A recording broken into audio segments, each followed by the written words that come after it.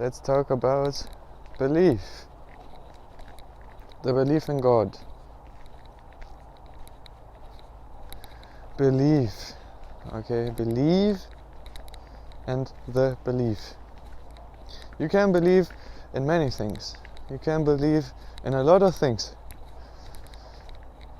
So, what is it you're believing in? It is a choice, right? What we actually believe in. Why do we believe? Why do we even have to believe? Or can people lead life without belief? And these are all questions that everyone is asking, right? Every living being, every living creature has this thirst, spiritual thirst, to answer these questions. Okay, so now we understand, since everybody has a spiritual thirst, it's like thirsting for water. There is the earthly water that we thirst for, and we have to renew our satisfaction again and again with this water. And then there is heavenly water. That is eternal.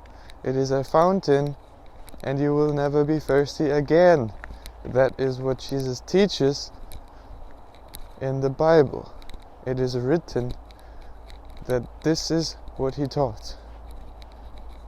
When you, for example, remember the scene of the Samaritan woman that comes to the fountain, okay, to draw some water, and Jesus is waiting there. He's taking a rest, and he's saying, "Give me something to drink." And she says, "Well, you don't have a cup. Where should I pour it in?" You know, something along these lines. And then Jesus says, "I will give you a water from heaven, and you will never be thirsty again." Okay? And what he means by this is through belief, through faith in the Father, the one who sent Jesus to say all these things, to reveal these things to the people. That's the Son whom the Father sent to the people to reveal the Father. Okay? And that's the heavenly water that will make people never thirst again for any questions that they have linked to the spiritual realm. Okay? And we all seek to believe in something. When you don't believe in the Father, you will ultimately believe in something else. Even though you think of yourself as an atheist, you're still believing that there is no God. Okay? This is how it works. Belief is part of life. You cannot neglect belief. You cannot escape to belief. Because you believe there is no God, because you do not believe that there is a God. Okay? And since you're a human and you cannot prove that there is no God, you believe. Okay? If there is an atheist out there listening to this, you believe that there is no God. And what does that mean? You believe there is no God. Well, God is on the side of life. No God is on the side of death.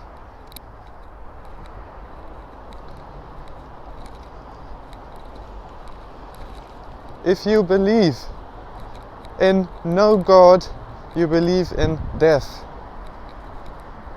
Okay, you believe in destruction. You believe in darkness. You believe in sickness. You believe in evil, to say it bluntly. Okay, and Jesus calls these people spiritually dead for a reason, because they do not believe in God. There is only one belief that will set you free, and that is the truth. And the truth will set you free, which is that there is the Father in heaven. And the Son reveals the Father to whomever He likes to reveal Him to. And only the Father knows who is the Son, and only the Son knows who is the Father. Okay? But the Son chooses to reveal the Father to the people. Okay? So, again, see this as the revelation of the Father in heaven, the truth. This is why it's so important to seek the truth and then to choose to believe in the truth, and not just say, okay, I can believe in whatever I want, well, I believe in this, so that is my truth, and you believe in whatever you want, so this is your truth. But people, there is a truth, a heavenly truth, that is all-encompassing, that is the truth to everybody, whether you believe it or not. Okay? That's the truth. The truth stays truth, whether you believe in it or not. You can then go and believe in other things, which are then actually lies, because it's not the truth. Everything that is not the truth is lies. Okay? So, everything else you believe in, which is not the truth, you believe in lies. Whatever that is. Okay? And this is why it's so important to seek the truth. The heavenly truth, which is ultimately also linked to physical truth. There is a spiritual truth and a physical truth. Your spirit can be deceived, which means you then believe in lies. And this creates also physical lies and deception, and you are prone to fall for physical deceptions. The best example that I can give you about this is actually very current. You have people that fall spiritually for a lie that is that they are of another gender. So in their spirit they are being deceived, and it translates to their bodies. This is why they rebel against their actual bodies and they try to change it. They are using plastic surgery, and they are prideful of this. They rebel against God's creation, which is the physical truth, and the spiritual truth. Both is of truth. When people rebel against the truth spiritually, this is what then results into rebelling against their very own body. Okay, and they believe that they are caught up in the wrong body. That means that they accuse God of not being perfect, because God essentially put them into the wrong body. Okay, they do not believe in God. That means they have no concept of what the truth actually is. Because when I say I know the truth, and I say God put you here on earth with this body in this certain gender, that's the truth, you must accept it. Then they would say, well, I don't believe in God, that is why you can't argue that my body, the way I was born, is God. Okay, or is created by God, or is the truth. So that is why they then argue. They can just believe whatever they want to believe about themselves, and they can then change their physical bodies accordingly to match what they believe spiritually. When in fact they already believe in a lie spiritually, and that is why they actually have to change and have to go so far to change their bodies accordingly, so that they can reprove themselves to them that their perversion is the truth,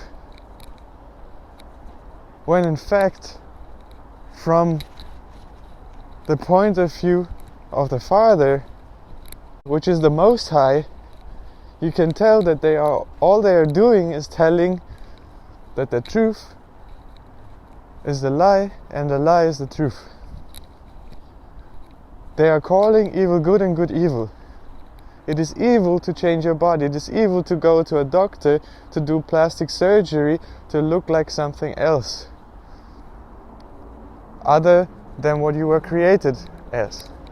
Okay, we're not talking about improving your teeth, for example, because it's something mechanical. When something doesn't work or so, you need to fix it, and it's good. But when you change something that has spiritual consequences also, or it comes from a spiritual perversion already, then it's evil.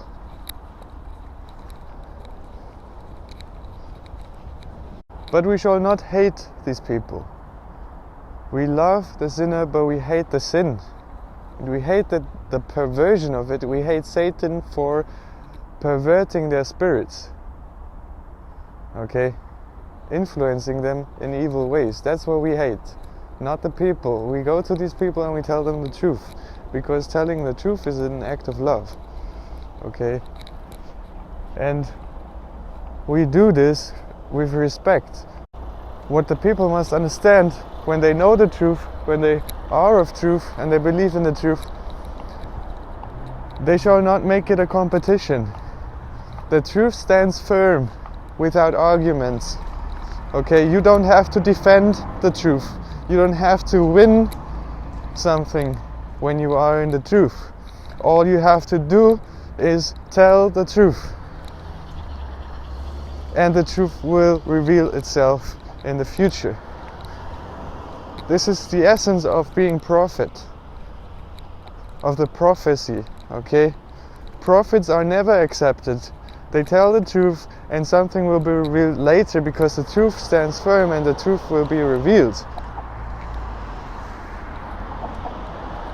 Not because they said so, that this is the truth, but because they saw the truth for what it is. Because the truth is with God, not with men on earth. We can see the truth for what it is and talk about it and tell the people, even though we ourselves are not the truth, but we can be with God, with the truth. And when we are with God, we accept our bodies the way He created them. Whatever gender we have, whatever obligations that come with that gender, we do not escape our truth, physical and spiritual truth. Okay? We do not rebel against this. Because rebellion leads to destruction. If you rebel against something that is more powerful than yourself. It's that simple. People are not powerful compared to God in heaven. How can the creation think it's spiritually more powerful than the Creator itself or Himself? It's not possible. There is a law. The creation will never surpass the Creator. whether people create something on earth, they will not surpass the people's spirit. Even if you talk about robots and AI and all that stuff, it will never surpass the people's spirits that are behind all of this, that are investing in this stuff, that are controlling this technology from behind, which is linked to people. It will never surpass the people's spirit.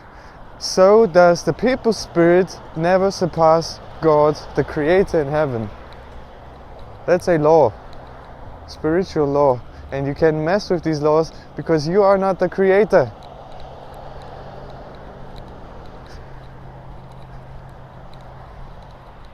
You are the creation and you're walking within the creation, and you shall humble yourself and look up to the Creator